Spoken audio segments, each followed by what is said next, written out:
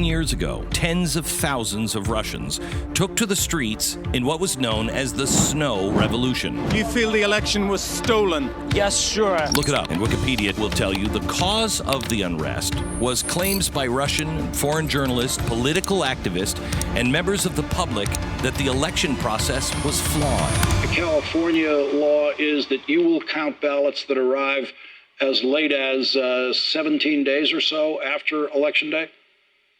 Exactly. But it's not just in Russia. These color revolutions occurred all over Eastern Europe. No, not just Europe. They occurred all over the world. The Arab Spring in Egypt that swept the Middle East was just a spontaneous protest spurred on by social media, right? We came, we saw, he died. Wrong. The protest in Benghazi, Libya, erupted after anger grew on the streets due to a YouTube video, right? Wrong. And it's taken time, but the colors of these revolutions are clearing, and we can see everything now. We see the people involved in each one and the strategies implemented to manipulate the people. But most importantly, we recognize the steps, and we can see that these revolutions have moved far from Independence Square in Kiev to here. Now. Joe Biden, the challenger, continuing to lead. Tonight, Civil War, the left's revolution playbook exposed. Hello, America. I want to get right into it. I actually feel better because this has been thwarted by at least Russia. And so it doesn't necessarily have to go down this way. But I also feel better because I feel like we really finally know the plan. I finally feel like we know what they're doing, and we can put dates to it.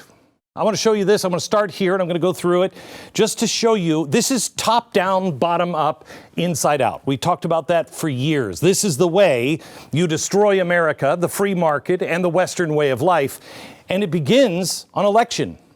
Actually, the first couple of pillars, these are the 7 pillars of color revolution, and I'll take you through this.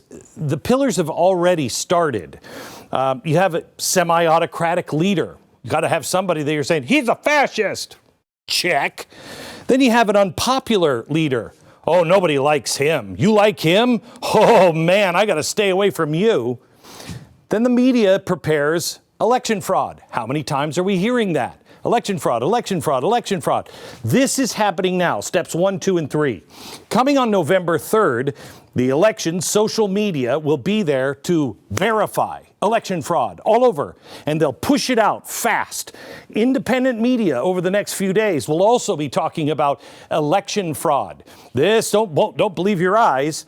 Then, after this is planted, then you have an organized, spontaneous uprising. Then you have the last step, number 7, is police, military, government. They split. Nobody knows who to answer to, and it is chaos. That's when the people are here. Right now, the people, the anarchy is right here. We're at step 3 right now. In the next 2 shows, I'll take you all the way and show you exactly how the deep state and everything plays into it. Now, last week, I told you about the growing trend this month about a narrative that the left is building about how Donald Trump is going to lose the election in November and refuse to leave office, right? Democrats have been delusional about Trump from day one, so I guess this narrative isn't really surprising. But the repeated references, whenever you start hearing the same thing from several sources, you realize, wait a minute, I should sit up and take notice here because maybe somebody's passing out some notes. Well, because this is remarkably coordinated messaging, and this messaging has a familiar ring to it, when you remember the color revolutions that happened in Eastern Europe during the Obama administration, it starts to sing to you. Now, color revolution might be the name of the left's insurance policy for the U.S. presidential election.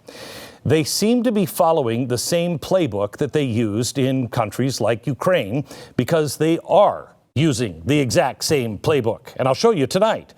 On previous episodes, I explored everything the Obama administration did in Ukraine, in coordination with George Soros. Oh my gosh, she's saying him again? That's not right. Oh my gosh, I'm such a racist. Why do I hate Jews so much? I don't care what religion, what ethnicity he is. I don't care. He's a bad guy. Anyway, he put something together along with our government called Civil Society 2.0. They range from tech camps and people from our State Department actually on the ground. I'm not going to revisit those specifics tonight, but if you're already a BlazeTV subscriber, just check it out and you can watch it on demand. Refresh your memory by watching those episodes on demand. And by the way, thank you for your support. It is your support that brings this vital information that no one else seems to be digging through to find. I don't know why. And if you're not, what's the deal, dude? I mean, seriously. Oh, no, let me do Joe Biden. Come on, man. Join us. We need your support. BlazeTV, use the promo code Glenn, and you'll save $10. Of course, on that $10 bill, face of a racist. Now, the left is done with regular U.S. presidential elections. 2016 ruined it for them. The coronation for the first female American president was all set. The decorations were ready. The catering was ordered. Remember what that felt like? The outsider crashed the party, and the left vowed with remarkable unity, never again. Now, through the color revolution that the State Department instigated all around the world, especially in Eastern Europe, there are American experts in this field of a mostly peaceful regime change. These Americans are specialists who have developed a systematic approach to a color revolution. And in their desperate hour, they seem to be using this playbook on our own nation. The left and the mainstream media have waged a 4-year war to delegitimize President Trump with singular focus on November 3rd, 2020. In the left's collective mind, losing an election is an impossibility. But there is still always a wild card that the American people are just so stupid. So make no mistake. The goal is just under 6 weeks from now, and it is set to have the system change. One where the ruling class elites are back in charge. Democracy is convenient and all, but the little people, they're revolting, you know. No, I mean it, they're revolting, they're awful. When the little people wreck the system and put somebody like Trump in office, the people have to be put back in their place. Now, last week, I told you about one of these color revolution specialists. His name was Michael McFaul. He was the U.S. ambassador to Russia under President Obama. McFaul wrote in an academic paper in 2005 about the 7 pillars a country needs to have in place for a successful color revolution. I'm sure he was fine, using it on other countries, and whether you agree with that or not, that's what our country apparently does. Well, I showed you those 7 pillars on the chalkboard last week, and I'm going to return to the first 4 a little later on in the program. Remember, a color revolution is not an old school banana republic type military coup. It's a strategy that the U.S. has used for regime change in foreign nations with a few main components. Questioning the legitimacy of an election, mass street protests, civil disobedience, relying on media for positive coverage and promotion. Well, a year after this paper on the 7 pillars was written, Michael McFaul wrote a book titled Revolution in Orange: The Origins of Ukraine's Democratic Breakthrough. Now, who wrote the only endorsement featured on the book's back cover? Yeah, spooky dude. Yeah, this guy, he's invested so much in these kinds of revolutions, he should be the guy to write the recommendation. McFaul is just one of several color revolution specialists who were diplomats during the Obama administration. One of the most influential of those specialists is the Obi-Wan Kenobi to McFall's Luke Skywalker.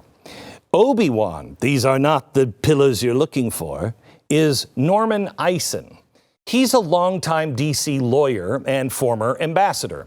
In 2003, Eisen co-founded a government watchdog organization called CREW, C-R-E-W, Citizens for Responsibility and Ethics in Washington. Bookmark that one right here because we're coming back to CREW a little later.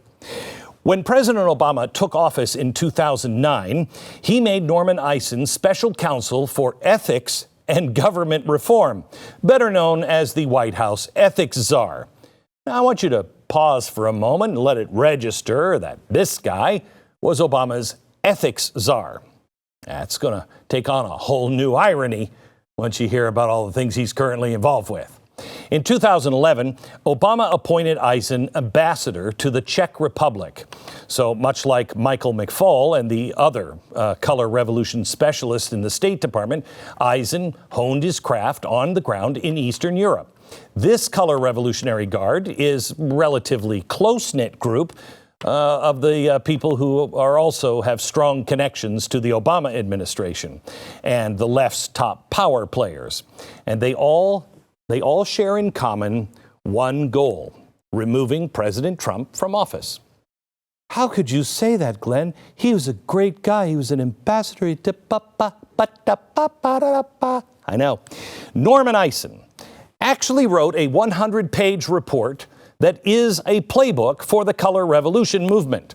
He didn't even try to be subtle about it. It's titled The Democracy Playbook: Preventing and Reversing Democratic Backsliding.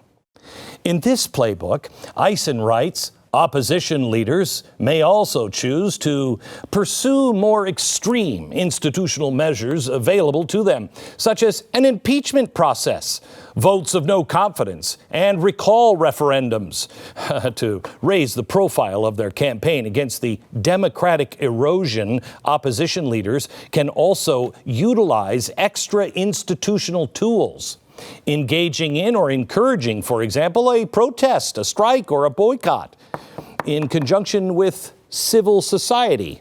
Hey, that's George Soros's plan. Encouraging protests. Wow. You know, it's weird. It sounds exactly, in fact, precisely what the Democrats have been doing now for the past 4 months, refusing to condemn the violence in the process. It's also precisely what they're gearing up for after November 3rd. They are now broadcasting this claim that Trump will claim victory and refuse to leave office. Why? Well, it's no accident that Eisen's playbook mentions impeachment as a viable option. The name Norman Eisen, if it rings a bell, there's a good reason for it. You might remember him in this role he played, special counsel for Adam Schiff's House Impeachment Committee. Yes, that's right. Eisen literally wrote the book on impeachment in July. It's called A Case for the American People, the United States v. Donald J. Trump. The left tried so hard to make it seem like Trump brought impeachment upon himself, but Eisen admits that he had already drafted 10 articles of impeachment a month before Nancy Pelosi had even announced an official impeachment inquiry of Trump. Hello. It's like the Nobel Prize. You got to do it first. You got him out of order here. You know what I'm saying? As soon as the Democrats retook the House in 2018, Jerry Nadler hired Eisen to get ready for impeachment. After all, impeachment is in Eisen's color revolution playbook. Let that sink in. House Democrats hired one of the architects of color revolution to lead them in an impeachment effort, which is part of the plan from the very beginning. And I do mean the very beginning. The weekend of President Trump's inauguration in 2012, David Brock, head of Media Matters, also funded by George Soros, put together a conference with over 100 liberal donors to map out how Democrats would kick Donald Trump's ass. Sorry, that's a quote. Media Matters, along with Crew, remember them? Citizens for Responsibility and Ethics in Washington, produced another 50-page playbook for the conference. And remember, who's the co-founder and board chair of Crew? That's right, Norman Eisen. Now, here's a quote from page 2. Trump will be defeated either through impeachment or at the ballot box in 2020. The memo says Crew will be responsible for filing lawsuits against President Trump.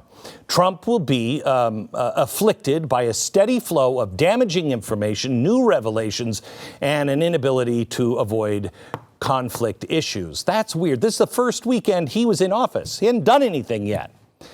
Wow. Well, they've certainly fulfilled that pledge, haven't they? Good for Crew. They have dozens of pending lawsuits against President Trump and his administration. But what does all of it mean?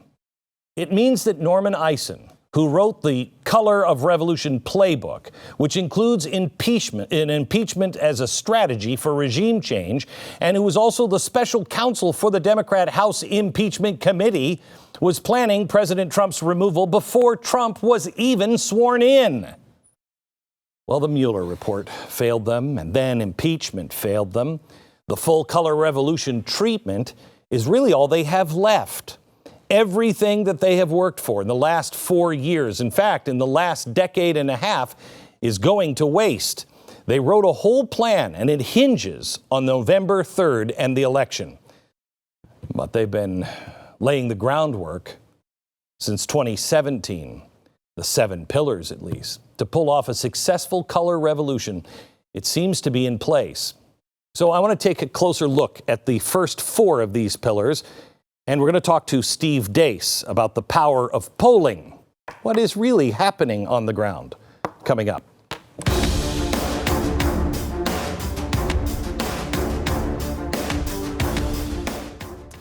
All right, so we're 6 weeks away from the election. Hey, I feel good about it, right? COVID? Sure, I feel good about it. Unrest in the streets? Not a problem. We're rock solid, baby. Jobs, jobs, jobs. And don't worry about our spending. That's for sure. May I suggest, if you don't believe any of those things are not a problem, maybe you should call Goldline. Goldline is offering prudent solutions to market risk and volatility in the form of physical precious metals. Can you imagine what's going to happen to the stock market if the Democrats do take control? Imagine what happens if we start really splitting apart at the seams. Please, for a very limited time, Goldline is offering free silver with every order. Call and find out how to get started protecting your portfolio, and call one of their friendly account executives. They're standing by the phone right now waiting to talk to you at Goldline. I invest in gold myself. I put my money where my mouth is. Just about 2 months ago, I bought some more. Ask them what I bought and why I bought it at Goldline, 866-GOLDLINE, 1-866-GOLDLINE or goldline.com. All right, before the break, I told you about Norman Eisen, one of the key architects of color revolution strategy. He even wrote Color Revolution Playbook that actually called the Democracy Playbook. It's right there. It's the playbook. Anyway, I mentioned before how Trump was even sworn in. Before he was even sworn in as president, Eisen collaborated with David Brock, head of Media Matters, on written strategy on how to remove Donald Trump. Right at the top of page 50 of their action plan, they write, the progressive infrastructure groups we've built together were started long before Hillary Clinton ran for president. They were always intended to be the first line of defense and offense when we are under siege, end quote. Wow. You catch that? They're already establishing that Donald Trump's legitimate election put the nation under siege. It's also disturbing that their first line of defense and offense is not voters, not you, not better ideas, not a better agenda. It's their infrastructure groups that they have built. The little army in the street. Again, quoting from the first page of their action plan, quote, we have the mandate. Together, we won the popular vote. It's not like they won it by 70 points. We have the popular votes. Democrats picked up seats in the Senate and the House. Trump is the least popular incoming president in modern history, and the outgoing president and popular vote winner are again the most admired man and woman in the nation. And the country did not vote for Trump-style change. Actually, they did. They did. And the most unpopular coming into office, I would say Abraham Lincoln. Just guessing. Now, this clearly ties into the second pillar on Michael McFaul's list of the 7 factors need to be in place to pull off a successful revolution. Color revolution, pillar number 2, an unpopular incumbent. That message began the day after Trump's election, on Inauguration Day. Remember how much the media crowed about supposedly the small crowd on the Washington Mall? Trump's alleged unpopularity has been the standard operating message for years now. According to the left and their media friends, Trump has never been popular. And of course, when you own the entertainment industry, it's easy to perpetuate that message that Trump is unpopular in all regards. And since 2008, the left has elevated Saturday Night Live's election influence to mythic proportions. So right out of the gate, SNL went outside to cast Alec Baldwin to play Trump as a nasty moron.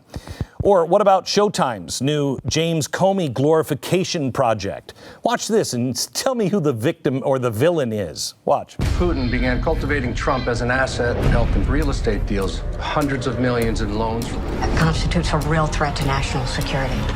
Would you like to come over for dinner tonight? Just the 2 of us? Nobody gets treated as unfairly as I do. It's disgraceful. Sir? I need loyalty. I expect loyalty. Ripped right out of the headlines, except it's not Trump. It's Hunter Biden. Did you see that news today? The left and the media have also made a big deal this year out of a group called the Lincoln Project. Now, the narrative here is that President Trump is so unpopular and so dangerous that a group of Republicans organically, spontaneously just got together and organized a campaign for Joe Biden.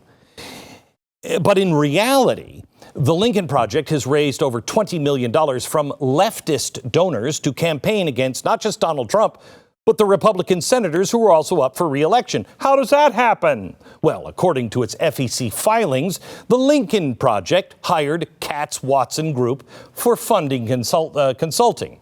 Fran Katz Watson, who owns that consulting firm? Just a longtime Democratic operative who used to be, the national finance director for the DNC. Her firm's other clients include a Democratic Senatorial Campaign Committee and Democratic Congresswoman Campaign Committee. The Lincoln Project also has paid consulting fees to a firm run by Adrienne Elrod. She was the spokesperson and director of strategic communications for the Hillary Clinton campaign. So it is really grassroots GOP. And as if that's not proof enough that the Lincoln Project is just Democratic astroturf, well, its communications director is Keith Edwards, who was formerly on Mike Bloomberg's presidential campaign staff. The Lincoln Project is the very definition of Republican in name only. Now, Pillar 2, clearly in place. If you hammer home the idea every day for 4 years that Trump is wildly unpopular, and he does stuff too that people don't like all the time, well, it helps you create the perception that he could not possibly win a legitimate election, which helps you develop the 4th pillar on the list, an ability to quickly drive home the point that voting results were falsified. Recently, Democrats spent a couple of weeks flooding the airwaves with conspiracy theories that President Trump is going to sabotage the U.S. Postal Service with cutbacks, closing facilities so they can't deliver all the mail-in ballots in time, and the kids and no Santa, and we're all going to be crying, "Oh, I want my broken toy." Anytime Trump has been critical of mail-in voting, the left immediately frames it as voter suppression. It all seems to be part of the groundwork to deny any positive election result for the president. Now, just in the past week, we're also seeing blame placed on right-wing media, including me, because I am working to hypnotize you, to delegitimize a Biden victory. Look, if Biden wins and it's legit, he's our president, I mean, I might move to Canada. No, Barbara Streisand's there. Oh, no, she's not. It's all part of a narrative that Biden winning the election is a foregone conclusion, and that Trump disputing that result will be fake news.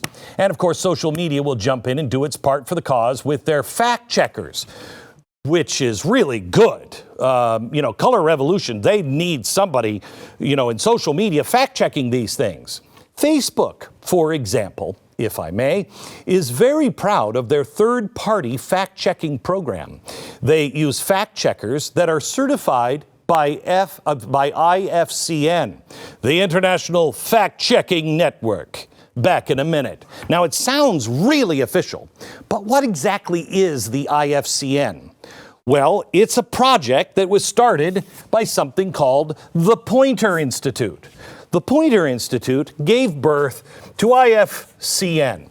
Poynter Institute started in 1975, the world's leading instructor, innovator, convener, and resource for anybody who aspires to engage and inform citizens. Not me. Now, one of the major funders of Poynter is Open Society. Oh my gosh, that's George Soros. He's back. So, George Soros, one of the major funders. Now, PolitiFact, or Poynter also owns PolitiFact. So they gave birth to this, but they also own PolitiFact, which is great. Now, PolitiFact's two largest financial supporters are the EW Scripps Company and Facebook. Isn't that great? So Poynter says these guys are good, but they started them and run them. And then these guys say these guys are legitimate, and these guys report to these guys, but these guys are giving them money and giving them money as well as George Soros is. It's great. Don't you feel good about IFCN certified fact checkers now? It means, in essence, that the IFCN certifies itself as a legitimate fact checker. Don't know how that works in the real world, but it doesn't matter in utopia with the left-wing operation. It means Facebook and everything we say is automatically trustworthy. Next time you see a fact check from PolitiFact, take it with just the tiniest bit of salt, will you? Because it's largely funded by Facebook. So, how does the election polling play into this narrative that Trump is unpopular and will somehow falsify the voting results? I want to explore that with a guy who knows it inside and out, Steve Deace. Next.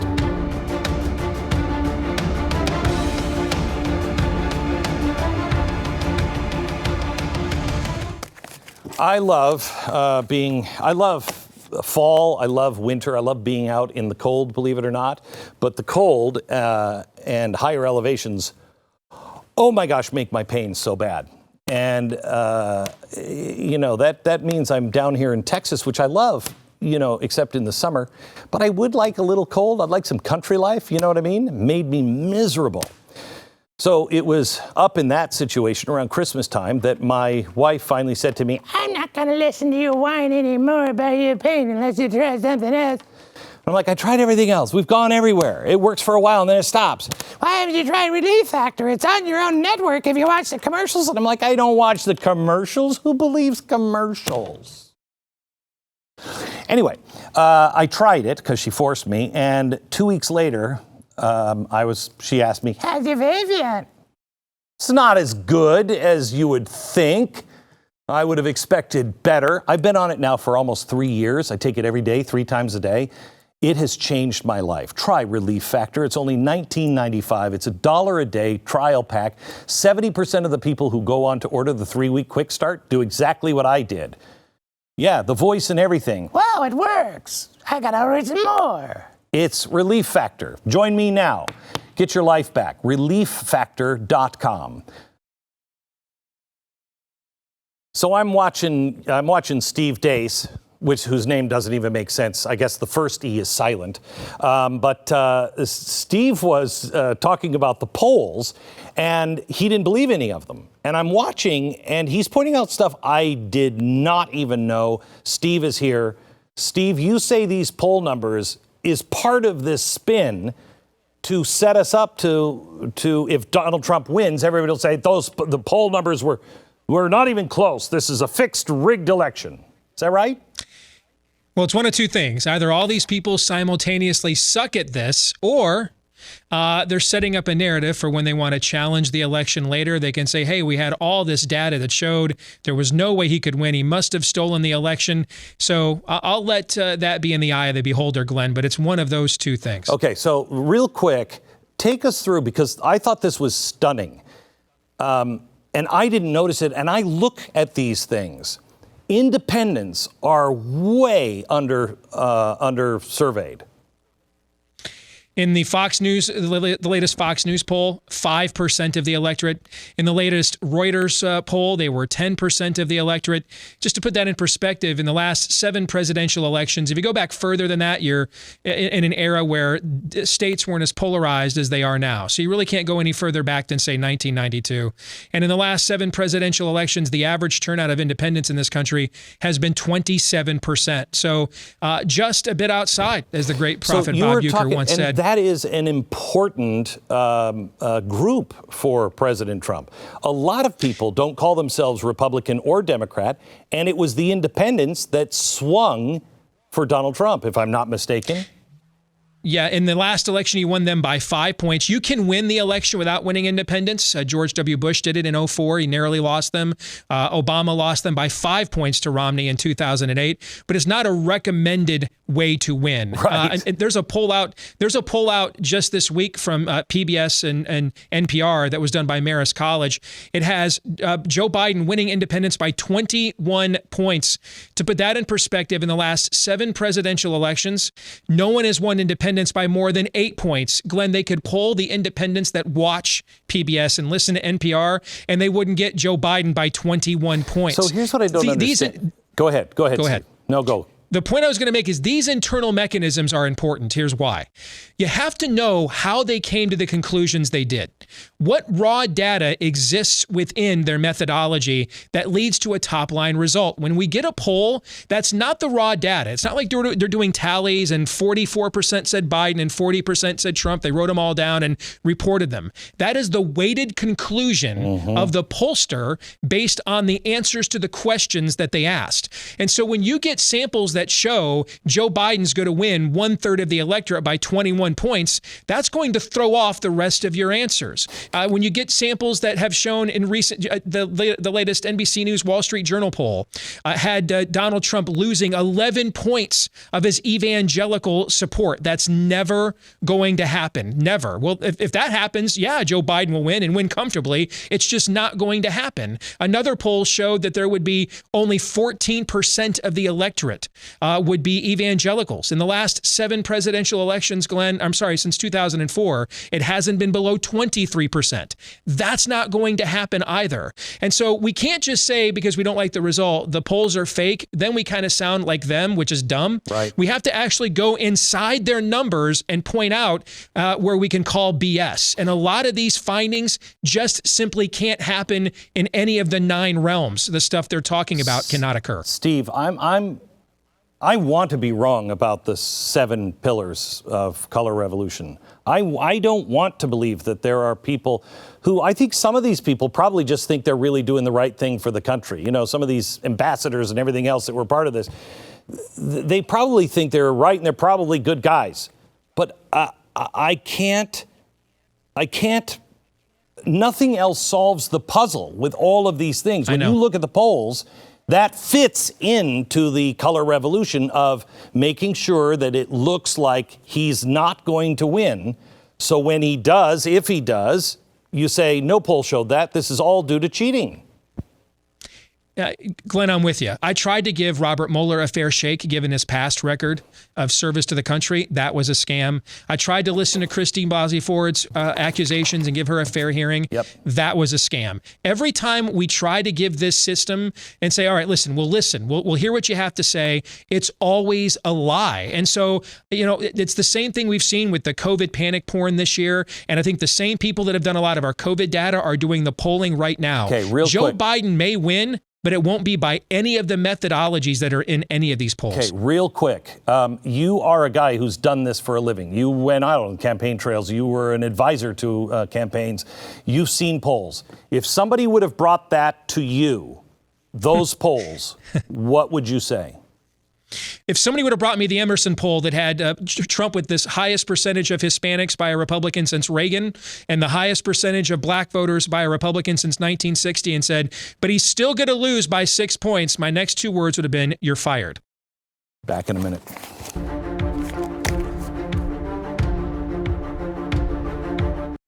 And where are my Built Bars?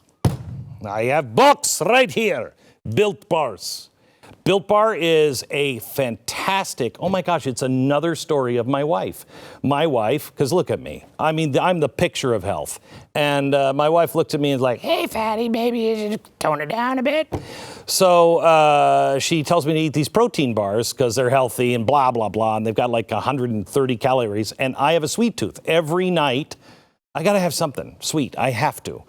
Well, I didn't listen to her because she's only right almost every time. Why would I listen to her? I try a Built Bar because she's gone and so she won't know. And it was delicious. This company I called and said, could I please be a spokesperson for you? They are so good. Try them. High protein, low calorie, high fiber, low carb. Recommended by my wife for a long time and me. Built Bar. Go to BuiltBar.com, use the promo code BECK and save 10%. They're delicious.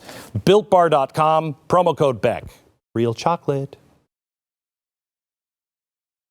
All right, we're going over the first part of Michael McFaul's 7 pillars list of essential factors that need to be in place for a successful color revolution. The first item on that checklist is a semi-autocratic rather than fully autocratic regime. Now, obviously, the United States is not a fully autocratic regime, but the left must make the case that Trump's presidency is at least somewhat like Hitler. Well, they've done a pretty good job of staying on message. They've tried so hard pushing the Russian collusion hoax, which was supposed to make their case that Trump just wants to be like Putin. Here's the author of the Color Revolution Pillars himself, Michael McFaul, in a BBC interview less than 30 days after Trump took office. Now and again, when he says things about our institutions, it reminds me of those early Putin years. When he calls the press, for instance, the enemy, that reminds me of Vladimir Putin in 2000, when he declared that the press was the enemy, and he went after them. When President Trump questions our rule of law, he questions our judges, that reminds me of an earlier period in Russian history, in the early Putin years, when over time, the judiciary became more subservient to the presidency. I have to tell you, I agree with those things at that time, but that's not what happened. It's interesting that even now they still try to tie Trump to Russia, which is the one place where the State Department apparently could not get their color revolution done. That must be why Michael McFaul lasted just 2 years as the U.S. ambassador to Russia. Next, any autocratic president worth their salt would have some sort of, I think we're going to break your legs. They help him carry out, their will. Well, enter Charlottesville. The tiki torch carrying neo-Nazis, armed white supremacists, they provided the left with the perfect visuals they needed to paint this far fringe character of Donald Trump as a wacko militia leader. Now, anytime Antifa or BLM instigate some of, their really famous, mostly peaceful protests, we're told the real threat is from Donald Trump's wacko right-wing militias. The left has tried building a case from day one that Trump is an aspiring dictator. But the COVID pandemic has exposed the inconsistency of their scheme. The constant attack against the president for 6 months is that he hasn't been autocratic enough in addressing the pandemic. Why on earth, they wonder? Why won't the president declare a national mask mandate? Well, I don't know, because it's not allowable in the Constitution. Isn't forcing every citizen to wear a mask exactly what an autocratic ruler would do? Answer, yes. Trump has resisted the kind of heavy-handed responses that the pandemic has given the Democratic governors. They're embracing without flinching, and they're criticizing him for not being autocratic. Naturally, they get praised for it, while Trump is being blamed for the death of 200,000 Americans. That is the definition of insanity. By the way, Joe Biden now says that if he's president, he believes he has the authority to create a national mask mandate somewhere in the good and plenty clause of the Constitution, he's sure. Autocratic for me, but not for thee. Come on, man. Speaking of that, Barack Obama's presidency proved that any degree of autocratic is not really a concern for the left as long as it's their guy in charge. It's nonsensical. Spying on the Associated Press, threatening reporters with jail on issues of identifying sources, using the IRS to target Tea Party members, attempting to force nuns to grant access to birth control, going around the Constitution's treaty provisions and making that disastrous Iran deal. Now the Democrats are actually saying that they will pack the court. They'll drop the filibuster. They'll change the Constitution to get rid of the Electoral College. They also are going to add Washington and Puerto Rico as states. Well, they can't do any of those things. Congress can't do it. Neither can the president. Those all have to be voted on state by state as per the Constitution. How are they going to do that? Regardless what you think of President Trump's comments to the media or his tweets or any of his impulsive tendencies, I don't like the things that he does like that. I don't. But that doesn't make him an autocratic ruler. Being autocratic is working to expand your power beyond the constitutional limits. That's why the right doesn't like Ginsburg as a Supreme Court justice, and why we want someone to stay a strict constitutionalist, to stay within the limits of the Constitution. I know that's not going to work out for me as a conservative sometimes. Sometimes it will. But at least we know what the law is. It's not another legislative branch. The end result of the color revolutionaries trying to establish Trump as a scary, authoritarian ruler is their conclusion that he's actually going to refuse to leave office when he loses the election. There is no proof that Trump would ever refuse to leave office. And if it's a legitimate office, man, I'm going to go with you to Washington. Get out! And even if he tried to refuse, they haven't really explained how he would pull off such a feat. As for pillar number 3, a united, organized opposition. This is the left's speciality. They have been united and organized since the day one of Trump's presidency. Remember the pink hats? I've already mentioned David Brock and Norman Eisen, the conference on inauguration weekend that brought together 100 of the most powerful leftist donors to map out a plan to remove him. Then there's the Transition Integrity Project, headed by Bill Clinton's former chief of staff, John Podesta. Note how transition is basically assumed. A Biden win is their foregone conclusion. The TIP conference invited 100 current and former government officials, academics, and journalists to war game various election outcome scenarios. It was started by Rosa Brooks, who is a Georgetown law professor. She served as special counsel to the George Soros Open Society Foundation. It's almost fun. She's also on the advisory board there. It's hilarious that every mention of the Transition Integrity Project in the media is nonpartisan, followed quickly behind.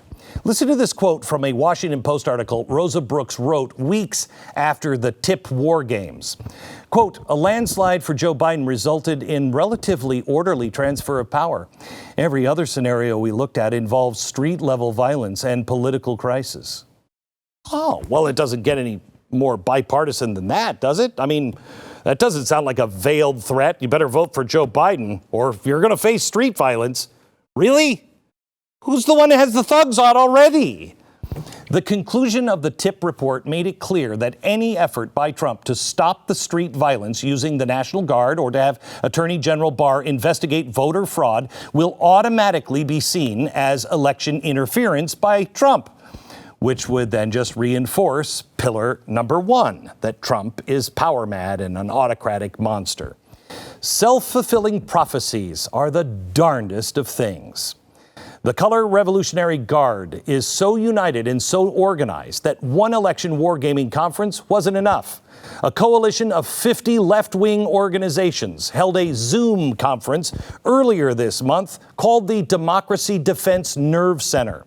One participant told the Daily Beast that they strategized about practical matters like how to, quoting, occupy crap, hold space, and shut things down, not just on Election Day, but for weeks. Perfect. Participants in the Democracy Defense Nerve Center say such a large number of group from the left has never coordinated, never been so closely knitted together before. I mean, who could have seen this one coming? Now let me take you to Rana Epting. She's the executive director of Move On, which is funded by George Soros. In the conference, this is what she said. It is very obvious that Trump is laying the groundwork for claiming victory no matter what. We will fight to protect our democracy from what we truly see as a president who has gone off the rails and taking this country down an authoritarian fascistic path. Now, I don't know what kind of Disney-fied version of authoritarian fascist leaders these people have studied, because if they knew anything about actual fascistic governments, they would know that their lefty election fight club meetings, their books, their tweets, and everything else, the millions of dollars in fundraising, would never be allowed to happen. They'd all be canceled, thrown in prison, executed in some dark alley. Because that's what happens under normal dictatorships. And if Donald Trump is an authoritarian fascist this term, then every one of these color revolutionary clowns should fall on their knees and thank Almighty God, who doesn't exist in their world, that they are so lucky to live under such oppression. Next Wednesday's show is very important. I took you here to step 3. This next week, we're going to take you into election and beyond. What happens when all the walls are broken down because the bottom has risen up? What does it look like with the top coming down? Also, we'll look into ways to make sure that we're the ones carrying the fire extinguisher. But the most important thing is if you know this is happening, you see right through it and you don't play into their hands. I don't need to tell you, we're peaceful people. We don't like revolutions in the streets. So don't participate. Opt out on that, because that's what they need you to do, to actually get angry and then go do something stupid. We're better than that, and our president is better than that. We'll see you tomorrow morning on the radio. We've got a show. We're going to be going over these again. We've got some pretty shocking things to share with you also tomorrow. It just never seems to stop. So we'll see you there tomorrow. Good night, America.